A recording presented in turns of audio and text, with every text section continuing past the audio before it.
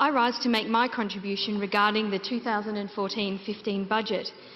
As a state, we're currently looking at a deficit in 13-14 year of $1.2 billion, the largest in the state's history. In the 14-15 year, the deficit is predicted to be $479 million. That will make 6 deficits in 7 years after originally budgeting for 7 surpluses. The Labor government promised $2.6 billion in surpluses and instead has delivered $3 billion in deficits. How can we trust any figures this government comes up with? Even prior to the federal budget, this government had budgeted for the largest debt and deficit in the state's history. Labor had already budgeted for debt increases of $4 million a day for 8 years, had already budgeted a $1 million a year interest bill, which is larger than the police budget. This is wasted money on interest due to the incompetence of this Labor government and its inability to live within its means. They had already had the highest taxes in the nation and was already implementing a new car parking tax. Prior to the federal budget, South Australia already had the worst credit rating in the nation and was already borrowing to pay wages. This would be known as trading insolvent if the state was a business, and the liquidators would be on the way. Debt is rising to $14.3 billion in 2016, and to quote from this week's City Magazine issue 5, the 1991 financial implosion of the State Bank left the city $3.15 billion in debt and had a devastating effect not only on Adelaide but also the very psychology of Adelaideans. In order to repay the debt, successive governments were forced into practising extreme budgetary austerity. We're now facing debt levels at 4 times this amount. With a $311 million expenditure blowout expected in 13-14, this takes the total budget blowouts to close to $4 billion since Labor came to government. Not for infrastructure or income-producing assets, this is purely having more expenses than revenue, a cardinal sin of accounting, totally unsustainable, yet something Labor governments around the country have perfected to a fine art, building up debt and living beyond their means, relying on Liberal governments to come in and clean up their mess. To take from the leader of the Liberal Party's speech earlier this week, the only thing Labor are building is debt. Premier Weatherill and Labor deliberately set out to lose the AAA credit rating, apparently choosing jobs over the credit rating. To quote Premier Weatherill on the 14th of the 9th, 2012, quote, "We've made those choices deliberately. That's what's led to the loss of the AAA credit rating," end quote. So where are the 100,000 jobs Labor promised in 2010 to be achieved by 2016? South Australia has actually lost 800 jobs since this promise was made at the 2010 election. Labor would have to create 4,800 jobs per month to meet its 100,000 new jobs promise. We're in the midst of a jobs crisis, recording the highest unemployment rate on the mainland. 6,000 manufacturing jobs were lost in the 3 months to May, and 16,000 were lost in 12 years of Labor. 4,000 South Australian construction jobs were lost in the 3 months to May, and Northern Adelaide ranked the second highest in youth unemployment out of 79 regions that were measured. That's 45% of youths unemployed. There is no plan to create jobs or grow the economy. Losing the AAA credit rating to save jobs clearly did nothing but cost the state an estimated extra $20 million in higher interest payments. Imagine what we could do for the community with an extra $20 million per year. I was almost starting to believe the rhetoric of this government about how hard it has been with the global financial crisis, the high Australian dollar, how they were affected by the federal budget, whine, whine, whine. Then I read the budget speeches of the Liberal treasurers around Australia, who were also affected by the same global financial crisis, the same Australian high dollar, the same federal budget. These treasurers didn't open their speeches with whinging about how hard things are, making excuses for their incompetency like our treasurer did. They spoke about their achievements, their plans for the future. They're all kicking goals while we languish, falling behind in nearly every economic indicator there is. Reading the other states' budget speeches made me angry, even furious, about the incompetency of this illegitimate government that has bought its way to power with deals from the members for Frome and Waite, estimated to cost the state $16 million over the forward estimates. I call on the members for Frome and Waite to read the budget speeches around Australia and ask yourself, have you done the right thing? I believe your decisions are pushing our state further and further behind, destroying businesses, destroying lives, all on your heads. The right thing to do is to call elections in your seats and give South Australians the chance to choose their government. Let me give you some idea. From New South Wales, 17th of June. New South Wales is back in the game. Our budget is powerfully positioned.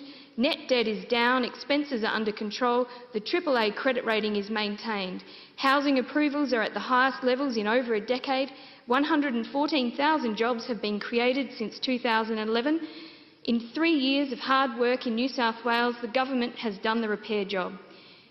When we came to office, we were lagging on jobs, growth, productivity, housing approvals and business confidence. We were facing years of deficits and high net debt, courtesy of the legacy left by those opposite, being Labor, of course. To quote from the Queensland budget speech, in 2012, Queensland launched an economic blueprint. In 2 years, a Liberal government has achieved a budget surplus for 14-15, expenses growth no longer exceeds growth in revenue, major projects are now all subject to the cost-benefit analysis. Think of how much money we would have saved if Labor had have done a cost-benefit analysis before doubling the desalination plant. Water prices have more than trebled under Labor to 236%, while CPI for the same period only increased 40%.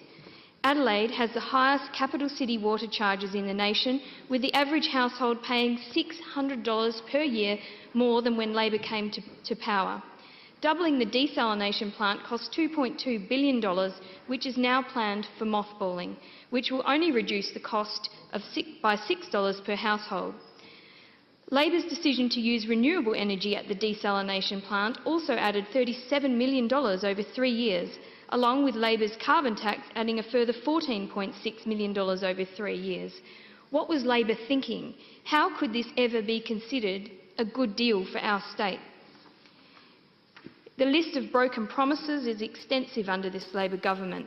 The $1.7 billion new RAR has now already blown out to $2.8 billion, let alone what further costs might be incurred or delays.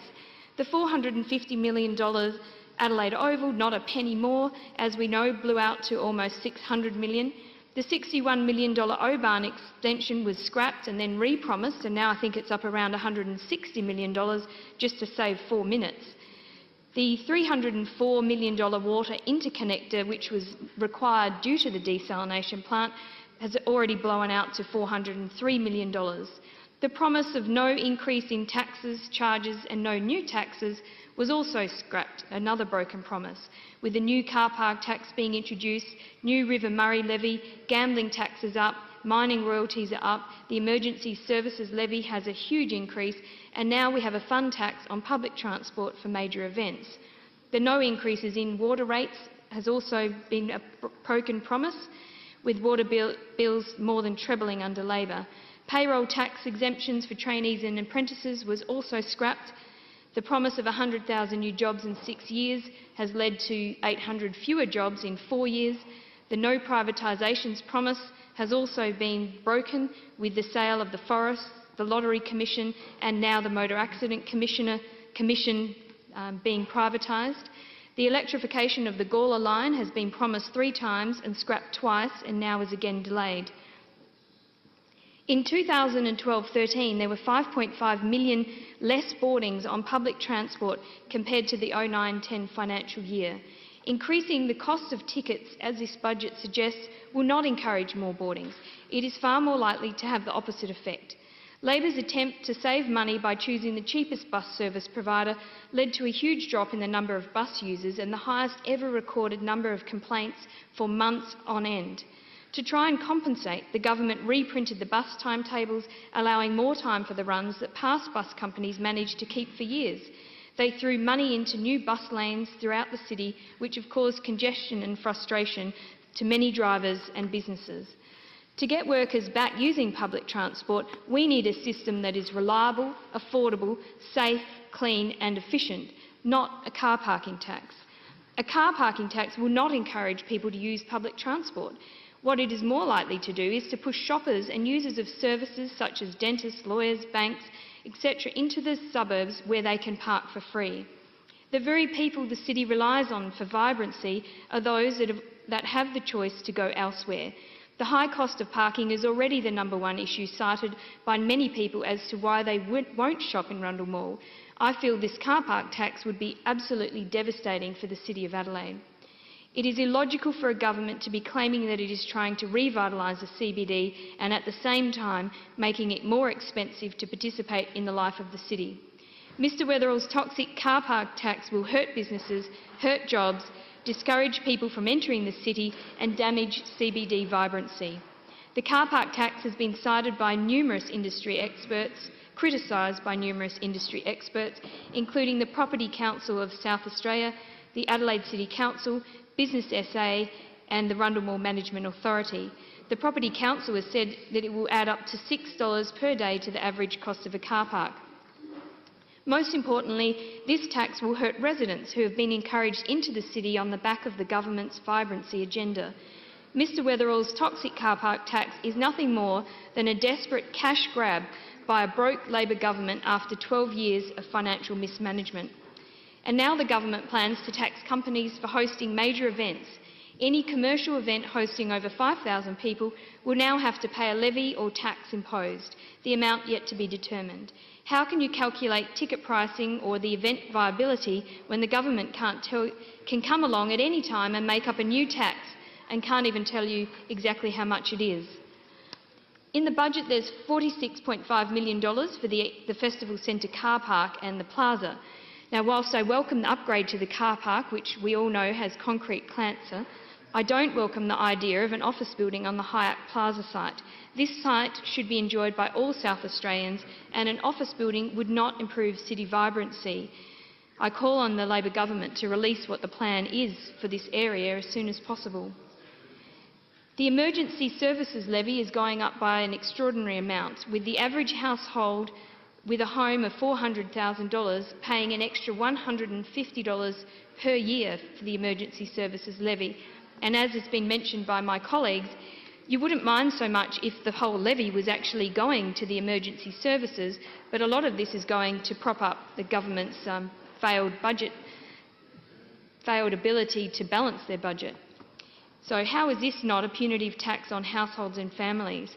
So for a home of $750,000, they will now be paying $408 a year, which is a $280 increase, which is just extraordinary.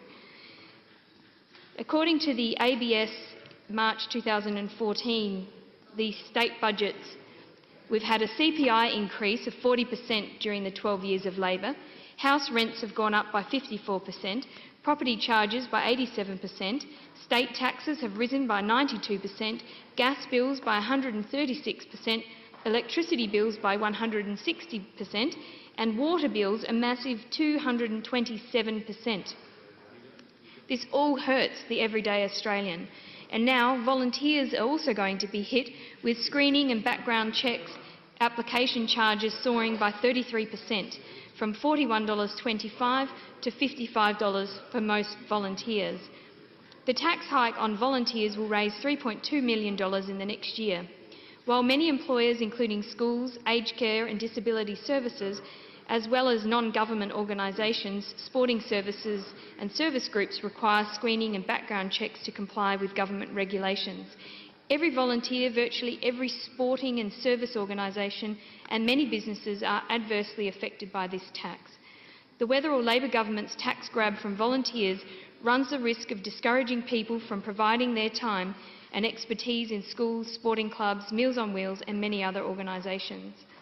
I encourage the Weatherall Labor government to look at a simpler, more streamlined system that reduces bureaucratic red tape and the associated costs to applicants.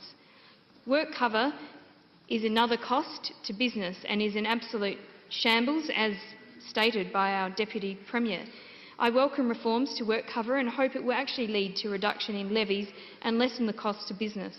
The South Australian work cover scheme has the highest levy in the country, has unfunded liability of $1.23 billion, has the worst return to work rate in the country, has the highest number of disputes in the country, takes the longest to resolve disputes, and spends 3 times the proportional cost on rehabilitation than any other scheme in the country. To no avail. As far as businesses go, taxes on businesses in South Australia are completely out of control. Payroll tax, the increase in payroll tax after deducting CPI since Labor came into government is 39%. Conveyancing duties have risen by 55% over CPI, land tax by 195%, property taxes 79%, taxes on gambling surprisingly have reduced by 8% compared to CPI, taxes on insurance are up 41% and motor vehicle taxes are up 31%. So no wonder businesses are struggling under such a high tax regime in this state. This Labor budget will deliver more pain and increased cost of living pressures for families. After 12 long years, South Australians are paying the high price for Jay Weatherall's budget of broken promises. This is a disastrous budget for all South Australians who are already struggling with soaring electricity and gas and water prices. The worst part about this budget is what it doesn't do. There is no plan to create jobs or grow the economy. At a time when South Australians are struggling to pay their bills, to find work and to keep their businesses open, the Weatherall government has delivered a state budget of broken promises and no plan to help with jobs or the economy. Don't be fooled by the Treasurer blaming the federal budget for his cuts and broken promises. This budget is a culmination of 12 long years of Labor's economic chaos and mismanagement. South Australians deserve better. Premier Weatherall has embarked on a deceitful strategy of making ordinary South Australians pay for his government's years of financial mismanagement and ineptitude. Before I acknowledge